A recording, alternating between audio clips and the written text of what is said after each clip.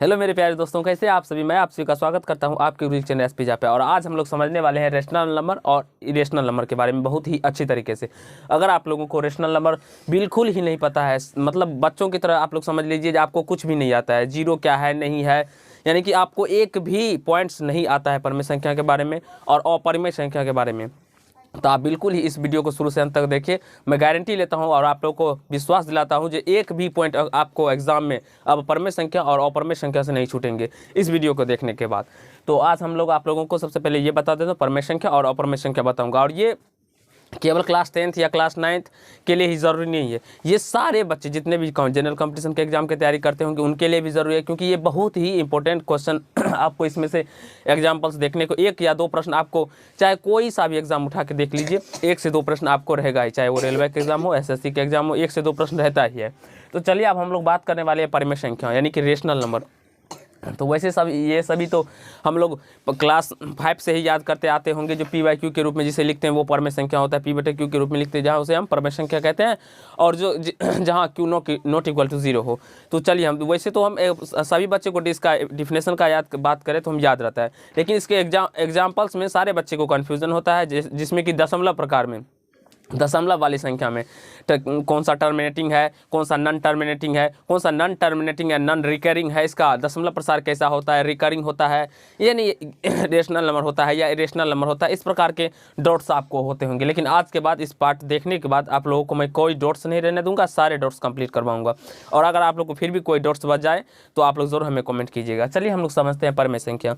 तो बेसिकली अगर हम बात करें रेशनल नंबर का, तो आप सभी को पता होगा जो वैसी संख्या जिसे हम लोग पी बाई क्यू के फॉर्म में लिखते हैं, वैसी संख्या जिसे हम लोग पी बटा क्यू के फॉर्म में लिखते हैं, जहाँ क्यू नॉट इक्वल टू 0 हो। इसमें हम लोग आप लोगों को डिफिनेशन नहीं करेंगे, क्यू नॉट इक्वल टू 0 होना चाहिए। अगर आप लोग को डिफिनेशन पढ़ना है या वास्तविक संख्या, परमेय संख्या, संपूर्ण संख्या, संयुक्त संख्या, भाज्य संख्या, अभाज्य संख्या, विभाजता के नियम, एलसीएम, एचसीएफ, प्राकृत संख्या, सम संख्या, विषम संख्या, यानी कि जितने भी प्रकार के संख्या है इस संसार में बने हुए इस पृथ्वी पर, वो सारे संख्याओं के बारे में मैंने आप लोगों को बताया हूँ। और प्लेलिस्ट एक नंबर सिस्टम करके अपलोड है, सारे संख्याओं के बारे में पार्ट कम से कम आप लोगों को 20 पार्ट होगा, देख लीजिए, सारे पार्ट समझ में आ जाएंगे। उसमें भी मैंने आप लोगों को परमेय संख्या और परमेय संख्या बहुत ही अच्छे तरीके से बताया हूँ। अब यहाँ पे देखिए पी बाई क्यू वैसी संख्या जिसे हम लोग पी बाई क्यू के फॉर्म लिखते हैं जहाँ क्यू नॉट इक्वल टू 0 हो। तो इसके एग्जांपल्स का सबसे पहले हम बात करेंगे। सबसे पहले हम लोग पूर्णांक की ओर चलते हैं, पूर्णांक की ओर बात करते हैं। तो सबसे पहले अगर पूर्णांक में हम ले, जैसे कि 1, 2, 3, 4, इस प्रकार की जितनी भी संख्या होंगे अनंत तक, वो सारे हमारे रेशनल नंबर में आ जाएंगे। -100, 200, 300, 400, ये सब क्या हो जाएंगे रेशनल नंबर में। अब हम चलिए, ये तो धनात्मक पूर्णांक ले लिए, -1, -2, -3, -4 डैश डैश माइनस अनंत तक, यानी माइनस अनंत तक का मतलब हुआ, आप लोग माइनस इन्फिनिटी यानी कि कहने का मतलब हुआ जो -100, -200, ये सारे बहुत सारे से बच्चे को प्रॉब्लम हो जाता है, क्या -100 परमेय संख्या है? हाँ जी बाबू, ये परमेय संख्या है। अब देखिए 0, बहुत सारे बच्चे को कन्फ्यूजन होता है जो 0 मेरा परमेय संख्या है या नहीं है, तो ये चीज़ समझ गए। तो अब देखिए ये सम संख्या जो थे वो तो समझ गए। अब हम लोग फ्रैक्शन का बात कर रहे हैं। फ्रैक्शन यानी कि भिन्न कोई भी संख्या इस प्रकार से रहता है, यानी कि 2/5, 3/6, 3/4, 8/9, 4/2, इस प्रकार के जितने भी संख्या होंगे वो सारे हमारे क्या हो जाएंगे, तो परमेय संख्या हो जाएंगे। आप समझिए, इस प्रकार के जितने भी संख्या हो जाएंगे, इसमें माइनस भी लगा सकते हैं। अब जैसे कि हम अगर 1/√2 का बात करते हैं, तो ये कैसे अपरमेय संख्या, मतलब परमेय संख्या क्यों नहीं है, इसके बारे में भी हम लोग बताएंगे आप लोगों को, लेकिन पहले हम लोग परमेय को समझेंगे, ठीक है। आप देखिए परमेय संख्या का दशमलव प्रसार जो होता है वो शांत होता है। परमेय संख्या का दशमलव प्रसार क्या होता है? शांत होता है। अगर हम शांत का बात करें तो वैसे एग्जांपल्स आएंगे इसमें, जैसे कि हम बात करें एग्जांपल्स का, इसमें देखिए जैसे कि 2.5, 3.5, 4.26, 9.6, ये क्या है? ये शांत दशमलव है। ये क्या है? शांत है। इसको हम अगर इंग्लिश में लिखे तो टर्मिनेटिंग लिख सकते हैं, टर्मिनेटिंग। इसे हम लोग इंग्लिश में क्या कहते हैं, टर्मिनेटिंग, यानी कि ये जो कट जाए, पूरी कट जाए पर कट जाता है, वो क्या हो जाता है, उसका दशमलव प्रसार शांत, यानी कि शांत दशमलव, जिसका भी शांत दशमलव प्रसार होगा वो कौन सी संख्या होगी, परमेय संख्या। अगर आपसे एग्जाम में पूछा जाता है जो जिस भिन्न का दशमलव प्रसार शांत है उसका वो परमेय संख्या होगा या अपरमेय संख्या, तो आपको समझ जाना है अगर शांत है तो वो क्या हो जाएगा, परमेय संख्या। या आपको पूछा जाए जो परमेय संख्या का दशमलव प्रसार किस प्रकार का होता है, शांत होता है, अशांत होता है, इस प्रकार से पूछा जाएगा, तो आप लोग को क्या कहना है, शांत होता है। परमेय संख्या का दशमलव प्रकार किस प्रकार का होता है, शांत होता है। परमेय संख्या का दशमलव प्रसार शांत होता है। अब हम बात करते हैं दूसरे एग्जांपल, जैसे कि 2.5 उसके ऊपर में बार दे दिया जाता है, जैसे कि 4.64 इसके ऊपर में बार दिया जाता है, जैसे 4.012 इसके ऊपर में बार दिया जाता है। ये क्या होगा, ये होता है अशांत आवृत्ति, अशांत आवृत्ति, ये हो जाता है अशांत आवृत्ति। ये क्या हो जाता है, अशांत आवृत्ति। इसका अगर हम बात करें तो none terminating recurring, non terminating recurring. आपसे एग्जाम में पूछा जैसे कि ये इस प्रकार से दे दिए 2.5 के ऊपर में बार, 4.6 के ऊपर में बार, 4.012 के ऊपर में बार, ये क्या हो गया, दशमलव प्रसार, इसका ये भी परमेय संख्या ही होगा और इसका दशमलव प्रसार अशांत आवृत्ति होता है, नॉन टर्मिनेटिंग रिकरिंग। और एग्जांपल जैसे कि जैसे 3 डैश डैश, ये भी क्या है, तो ये अशांत आवृत्ति ही, नॉन टर्मिनेटिंग रिकरिंग ही है। इसको समझ लेना है आप लोग को। आपके एग्जाम में कैसे पूछा जाता है, इस प्रकार की संख्या दे दिया जाएगा, आपको इससे पूछा जाएगा जी ये शांत है या अशांत है, या इस प्रकार से अशांत आवृत्ति है या अनबसानी अनावृत्ति है। तो इस प्रकार से एग्जाम में पूछा जाए तो आप लोग भाग देखे भी या देख के भी समझ सकते हैं ये अशांत आवृत्ति है। ये सॉरी अशांत नहीं, अनबसानी आवृत्ति है, अनबसानी, अशांत भी कह सकते हैं, अनबसानी आवृत्ति है, हाँ कह सकते हैं अनबसानी आवृत्ति हुआ, ये अनबसानी आवृत्ति हो गया। तो अगर आपसे पूछे जो परमेय संख्या का दशमलव प्रकार किस प्रकार का होता है, शांत भी हो सकता है और अनबसानी आवृत्ति भी हो सकता है। परमेय संख्या का दशमलव प्रसार शांत भी होता है और अनबसानी आवृत्ति भी होता है, लेकिन अनबसानी अनावृत्ति नहीं होता है, अनबसानी अनावृत्ति नहीं होता है। समझ में आ गया, कोई से कोई दिक्कत नहीं ना। परमेय संख्या दशमलव प्रसार अनबसानी आवृत्ति यानी कि नॉन टर्मिनेटिंग रिकरिंग होता है। इसके बाद आपको एग्जाम्पल कभी नहीं पूछा जाएगा इससे ज़्यादा, बस इतना ही आप लोग अगर याद कर लेते हैं, समझ लेते हैं, बेसिक तरीके से अच्छे तरीके से समझ लेते हैं, तो इससे ज़्यादा आपको परमेय संख्या में कहीं से कोई एग्जाम्पल्स नहीं बनते हैं जो आपको दिक्कत या समस्या देंगे एग्जाम में।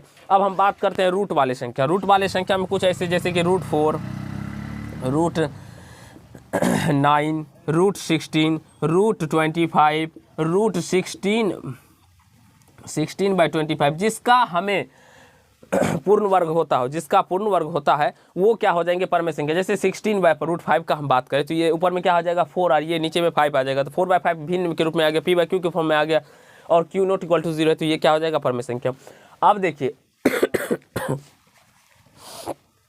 1/0 परमेय संख्या नहीं है क्योंकि q ≠ 0 होना चाहिए, ठीक है। जिसके हर में 0 हो वो 0 नहीं हो सकता। तो इस प्रकार से ये सारे क्या हो जाएंगे, जैसे कि और एग्जांपल अगर लें हम लोग √16 - √25, ये भी परमेय संख्या हो जाएंगे क्योंकि इसका भी पूर्ण वर्ग होता है, इसका भी, ये 4 का स्क्वायर है ना, और ये भी √25 का 5 होता है, तो इसका भी निकल के आ जाएगा। इस प्रकार से अगर हम बात करें तो √25 भागा √16 इस प्रकार से गुना के टर्म में हो, जिसका भी पूर्ण वर्ग यानी कि निकल जाए तो वो क्या हो जाएगा, मेरा परमेय संख्या हो जाएगा। अब अपरमेय संख्या, अपरमेय संख्या की अगर बात करें इरेशनल नंबर, इसका क्या होता है दशमलव प्रसार। इसका दशमलव प्रसार की अगर बात करें हम लोग,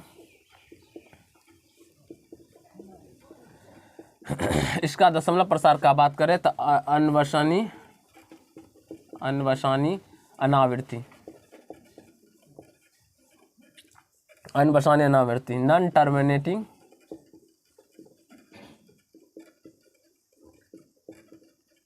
नॉन रिकरिंग,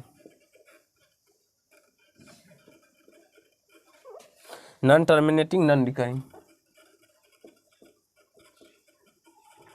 इसका दशमलव प्रसार कैसा होता है, अनबसानी अनावृत्ति, non terminating non recurring. Non terminating non recurring का मतलब हुआ ना तो वो संख्या दशमलव में जो होगा वो संख्या ना तो कटेगा और ना ही वो बार बार आएगा, रिपीट आएगा। जैसे कि अगर एग्जाम्पल्स का बात करें हम लोग, एग्जाम्पल्स में बात करते हैं, चलिए 1.010110131 फिर 041, इस प्रकार से अनंत तक ये ना तो कटेगा और ना ही रिपीट हो रहा है। देखिए यहाँ पे 01 है, फिर 0, फिर 11 हो गया, फिर 0, फिर 111 हो गया, फिर 041 हो गया। इस प्रकार से जितने भी एग्जाम्पल्स बनेंगे 3.40 400 400 440 इस प्रकार के सारे संख्या क्या हो जाएंगे, तो ऑपर में संख्या हो जाएंगे। ये एक तो ये हो गया, और एक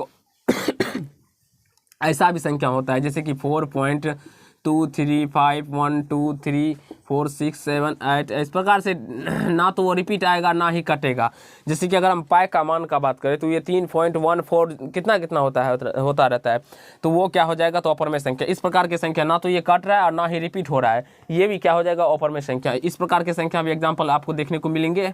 तो ये तीनों आपको एग्जाम्पल याद रखने होंगे जिससे आपका समझ में आ जाए। अब आपसे पूछा जाता है पाई कौन सी संख्या है, पाई एक ऑपर में संख्या है। लेकिन अगर 22/7 का बात करें, यानी कि 22/7 का बात करें, तो ये परिमेय संख्या है, क्योंकि ये p/q के फॉर्म में। हाँ, अगर पाई का मान पूछे, जो अगर पाई का मान 3.14 इस प्रकार से दे, ये कौन सी संख्या, तो ये ऑपर में संख्या हो जाएगी। ठीक है, अब देखिए ये तो समझ गए हम लोग। अब रूट वाले संख्या का बात करेंगे।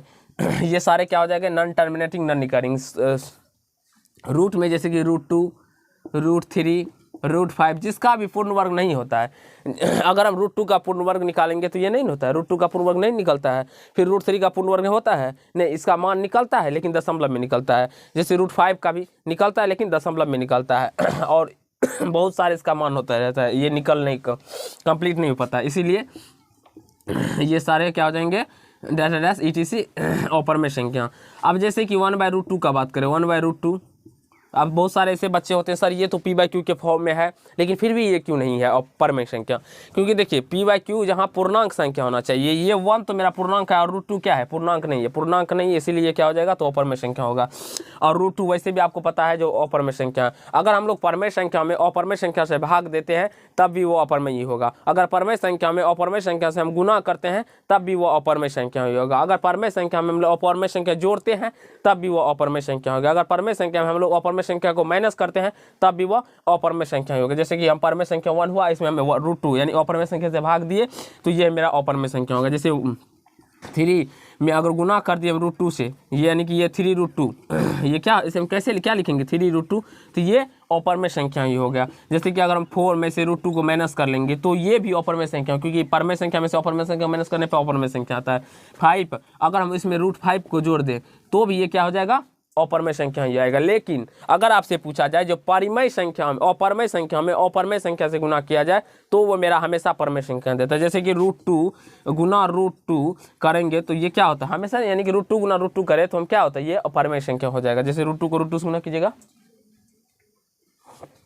√2 गुना √2 क्या हो जाएगा, 2 हो जाएगा। देखिए ये इस समय ये सारे कंडीशन, जैसे कि किसी भी संख्या में अगर बात करें हम लोग प्राकृत संख्या में, अगर हम लोग प्राकृत संख्या में अगर हम लोग परमेय संख्या जो अपरमेय संख्या को जोड़े या घटाए या गुना करे या भाग दे तो क्या हो जाएगा मेरा, ये सारे अपरमेय संख्या मान देगा। लेकिन आपको ये याद रखना होगा, जब अगर हम 0 का बात करें, 0 संख्या में अगर हम लोग गुना करेंगे, केवल और केवल गुना करते हैं